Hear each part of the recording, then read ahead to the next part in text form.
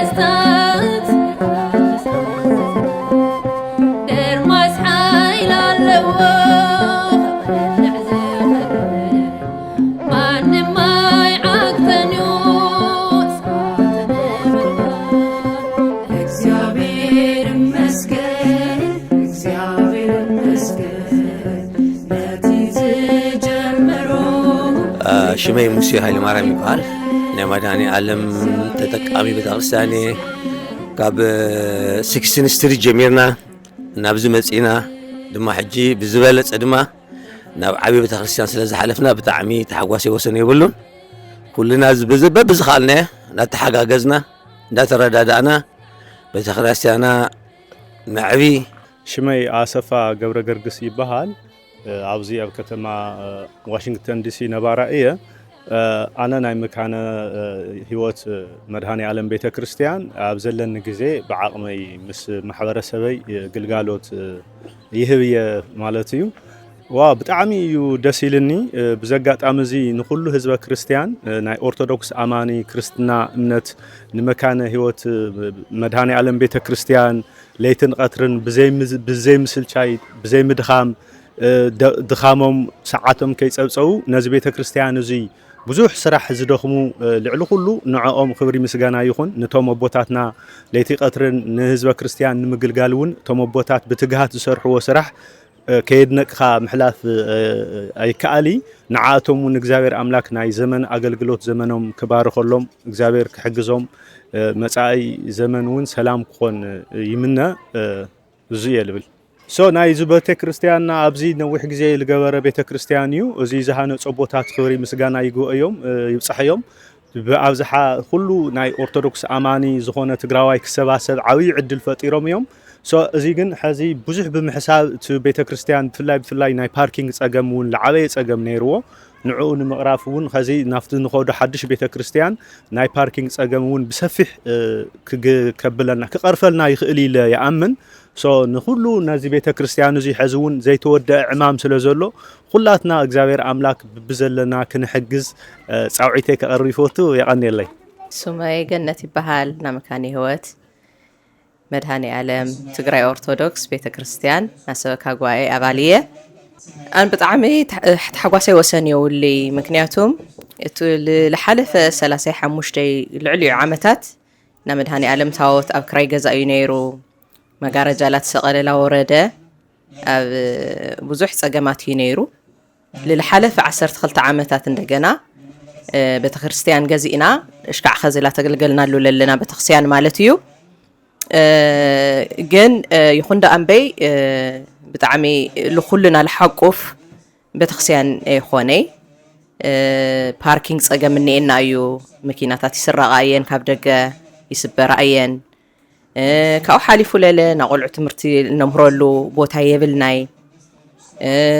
ብጣዕሚ ብዙሓት ጸገማት እኒኤና እዩ ልኡ ልቐርፍ ቤተክርስቲያን ኩሉ ጸገምና ልቐርፍ ቤተክርስቲያን ኸዝግን ዓብዪ ቤተክርስቲያን ብመድሃኒ ዓለም ሓይሊ ማለት እዩ ኣግኒና እኒኤና ብዙሕ ስራሕቲ ኢለ ድልዮ ኩሉ ምእመን ኩሉ ኣባል ልዙ ስራሕቲ እዚ ብጉልበት ይኹን ብገንዘብ ይኹን ተሓጋጊዝና ቤተክርስቲያንና ክንኣትያ እዚና ሎሚ ቤተክርስቲያንና መድሃኒ ዓለም በዓል ነኽብሮ ኣለና እዚ ቤተክርስቲያን እዚ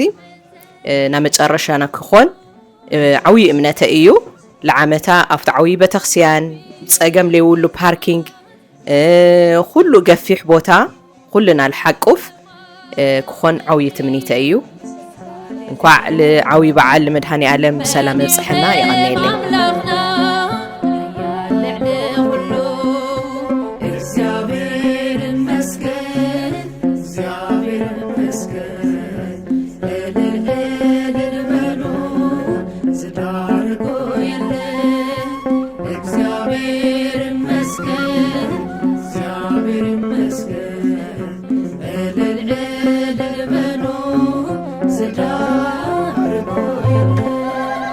بمسكنا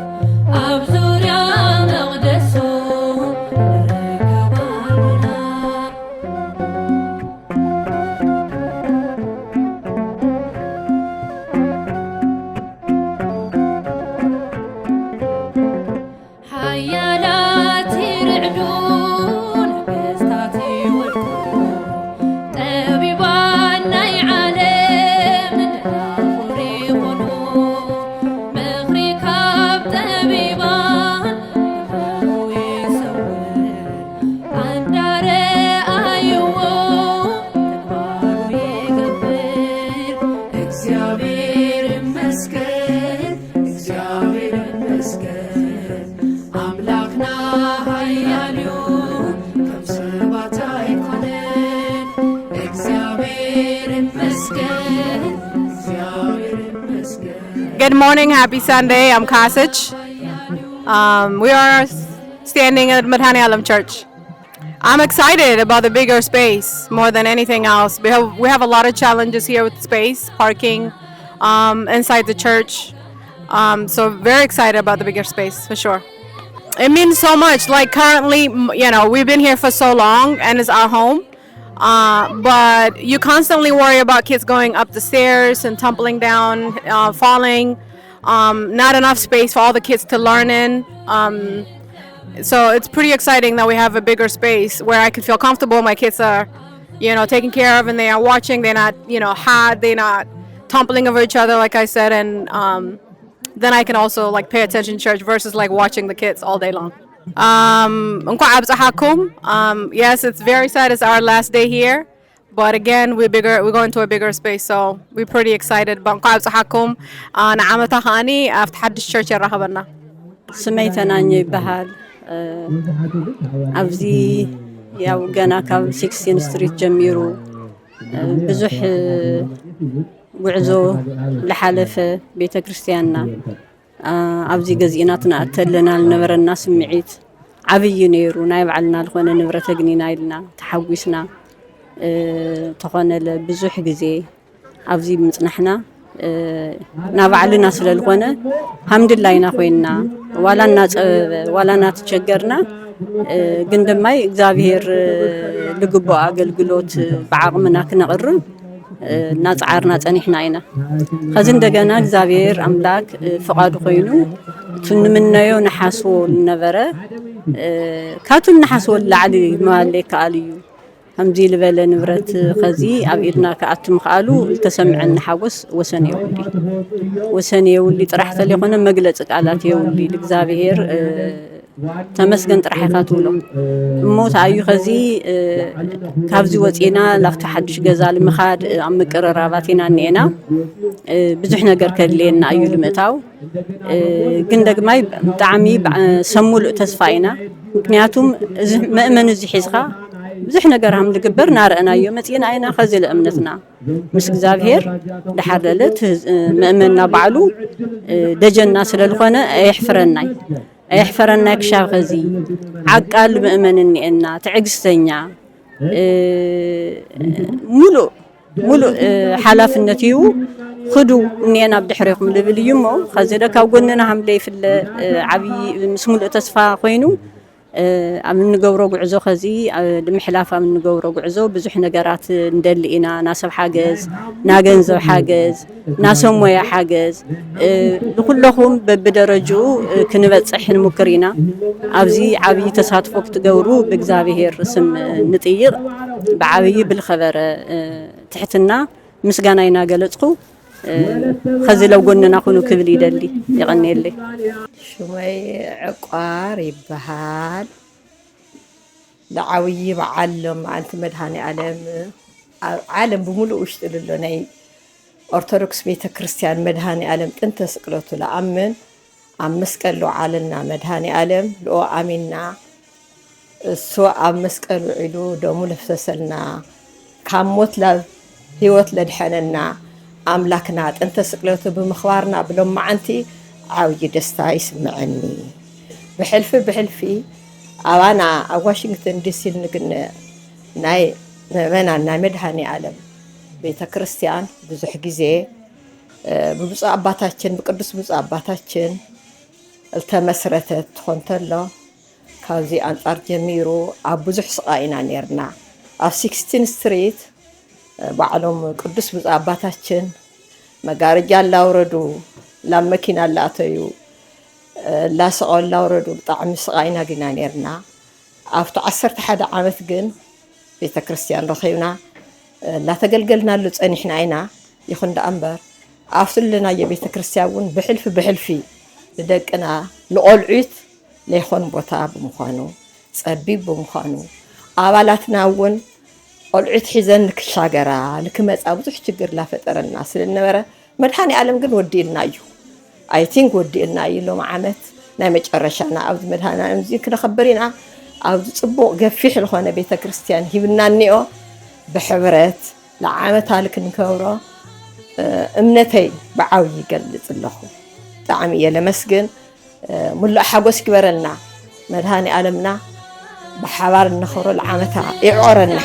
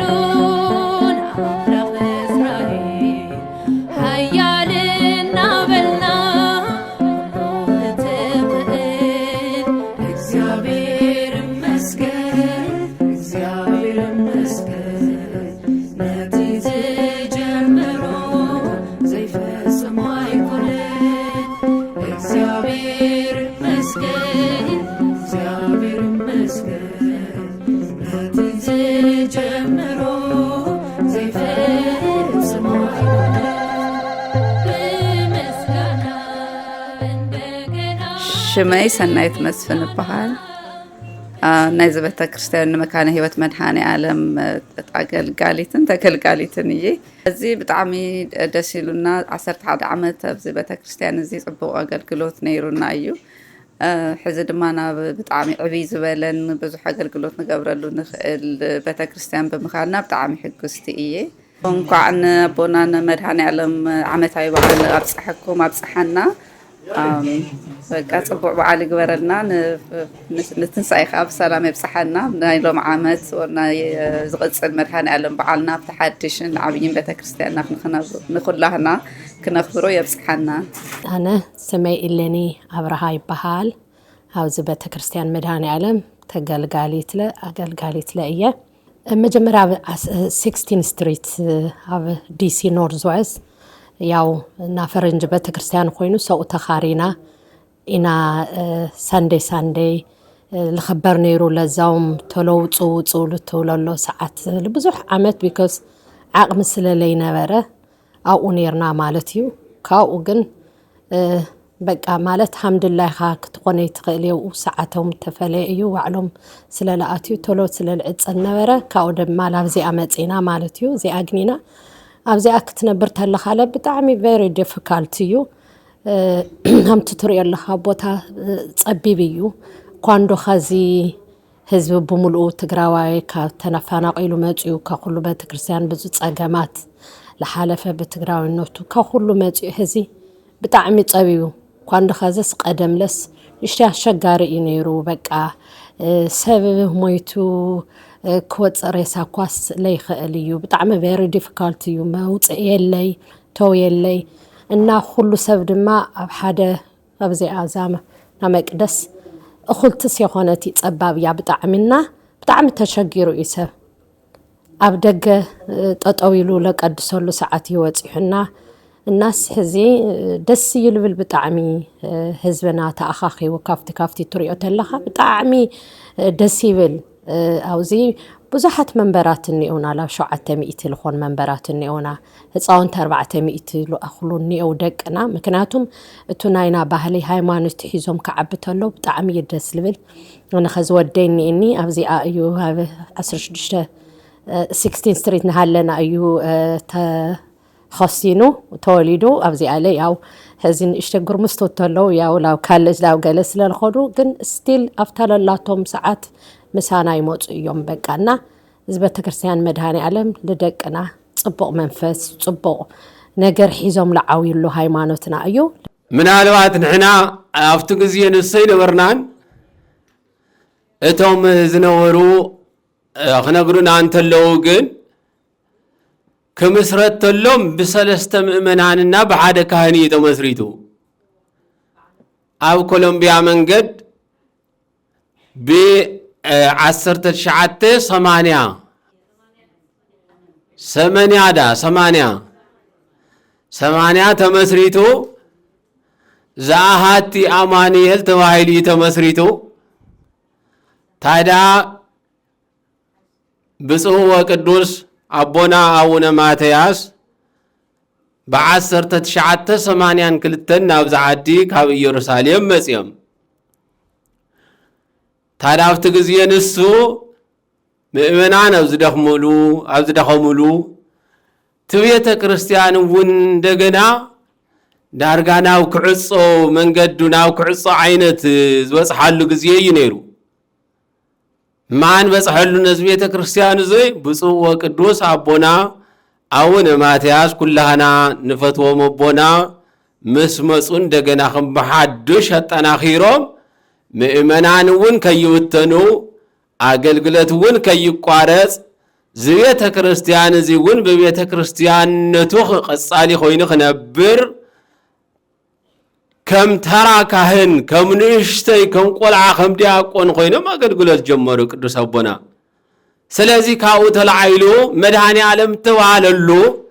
በ1987 ዓመተ ምህረት ድማን ዘአሃቲ አማኑኤል ዝነበረ ናብ መድኃኔ ዓለም ዝብል ስም ደሞ ተቀየረ ከም እንዳበለ መጽዩ ኣብ 16 ስትሪት እንዳሃለና ኢና ንሕና ዝመጻና ኣነ ዝመጻሁ 16 ስትሪት እንዳሃለሁ 6 ዓመት ዝኣክል ኣብ 16 ስትሪት መጋረጃ እንዳዘርጋሕና መጋረጃ እንዳሰቀልና አገልግልና ማለት እዩ እግዚአብሔር ፈቂዱልና ድሕሪኡ ድማ ንሱ ብዝፈቀደ መሰረት ናብዚ ቤተ ክርስቲያን እዚ ናብዚ ህንጻ እዚ መጺና እዚ ክንገዝእ ተለና ብዙሕ ውጻውረድ ነይሩ ብዙሕ ፈተና ነይሩ ያእኽለና ድዩ ኣያእኽለናን ይንእሰና ድዩ ቶም ዝኒሄው ጸገማት ከመይና ክንገብሮም ዝብል ብዙሕ ጥያቄ ፈተናም ነይሩ ክንዕርዮም ኢና ክነግፍሖም ኢና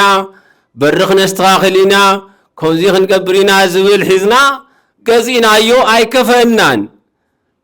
ኣይከፈአናን ሕማቕናትካ እንታይ ዝባል ሕማቕናትካ ተጸዋዕኻዮ ኣብየት ይብለካ ሓመቐም ጸበቐም ናትካ ተኾይኑ ናትካ እዩ ጽቡቕ ተኾይኑ እሰዮ ሕማቕ ተኾይኑ ናትካ እዩ አነስተኛ ተኾይኑ ናትካ እዩ ሰፊዕ ዓብይ ተኾይኑ ናትካ እዩ ዝኾነ ኮይኑ እዚ ኣብዚ ቤተ ክርስቲያን እዚ ን11 ዓመት ሓሊፍና ዝቕጽል ጥቅምት 12 ዓመት ኣብዚ ቤተ ክርስቲያን እዚ ተገልጊልና እግዚአብሔር ተመስገነ ይኹን እግዚአብሔር ተመስገነ ይኹን እግዚአብሔር ተቀደሰ ይኹን መድኃኔ ዓለም ኩሉ ግዜ ሽሙ ዝገነነ ይኹን ታዲያ ኣብዚ ሰዓት እዚ ህዝብናም ናብ ሓደ ዝመጻሉ ግዜ ህዝብናም ካብ ዝተበተነሉና ምስ ካልእት ሕብረተሰብ ኣብ ዝነበረሉ ግዜ እግዚአብሔር መቸም ንኹሉ ግዜ ኣለዎ ሕማቕ ክፉእ ግዜም ሓደ ግዜ ንፈተና ንጽቡቕ ነገር ናብ ሓደ ንምእካብ እውን እግዚአብሔር ምኽንያት ገይሩ የምጽኦ እዩ እዞም ዝሓለፉ ሕማቓት ግዜ ህዝብና ናብ ሓደ ከም ዝጥርነፍ ህዝብና ናብ ሓደ ክእከብ መድኃኔ ዓለም በፈቃዱ ምናልባት ሕማቕ ነገር ከም ሕማቕ ኮይኑ እቲ ጽቡቕ ንወስደ ግን ናብ ሓደ ምእካብና ግን ዓብይ ጽቡቕ ስራሕ እዩ ጽቡቕ ነገር እዩ ስለዚ ናብ ሓደ ምስ መጸ ህዝብና ዝወታ ምስ ጸበበና ዝወታ ምስ ነኣሰና ደቅና ተወልዱ እኹል ዝኾነ መምሃሪ መጽንሒ ቋንቋን ዝፈልጥሉ ስርዓተ ቤተ ክርስቲያን ዝመሃሩሉ ቦታ ምስ ጸበበና ምስ ነኣሰና እንደገና ደሞ አዴታትና ኣብ ሽምግልና አቦታትና ኣብ ሽምግልና ግዜ እዞ ናብ ዝለዓላይ ወፂኻ ናይ ምቅዳስና አገልግሎት ናይ መስታፍ ድኽመት እንደገና ደሞ ዘይከኣል ምስኮነ ትፈልጥዎ ኢኹም ናይ ቤተ ክርስቲያን እዚ አባላት بقراصነት بጥንካሬ بمنفس ቅዱስ ተልዓይሎም بمدሃኒ ዓለም ኃይሊ ዝሐሳብ እዚ ናብ ህዝብና ክመጽእ ተሎ ህዝብና ደሞ ናይዚ ቤተክርስቲያንና አባላት ድማን ንድሓር ከይወሉ ትመልእኽቲ ዝተመሓላለፈሎም ተቐቢሎም ሕየም ምንታይ ኣለኹም እንተይልኩምና ኣብ ምንታይ በጽሒና ኣለና እንተይልኩም ብእግዚአብሔር ፍቃድ በመድኃኔ ዓለም ኃይሊ ዓብይ ቦታ ዓብይ ቤተ ክርስቲያን ገዚእና ንርከብ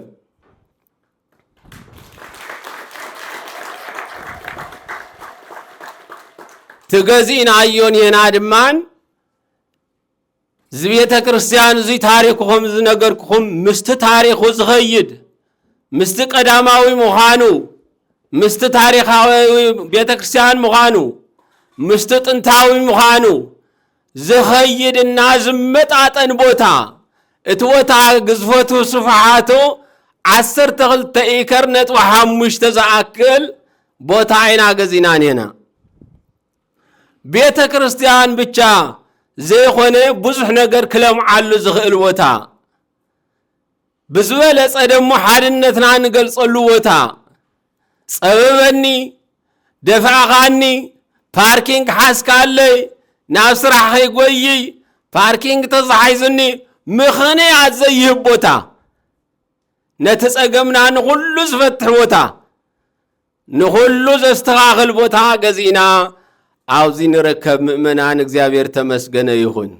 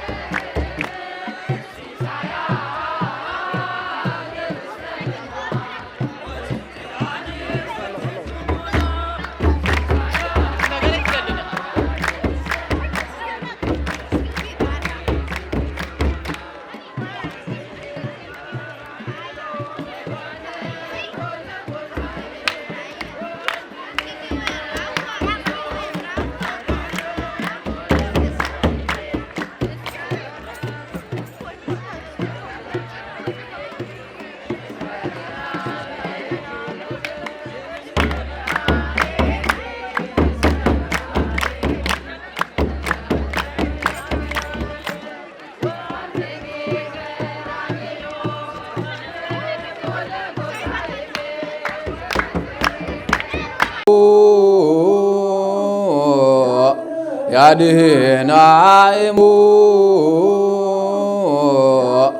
ያድህናይሙ ነፍሶሙ እስመ ውእቱ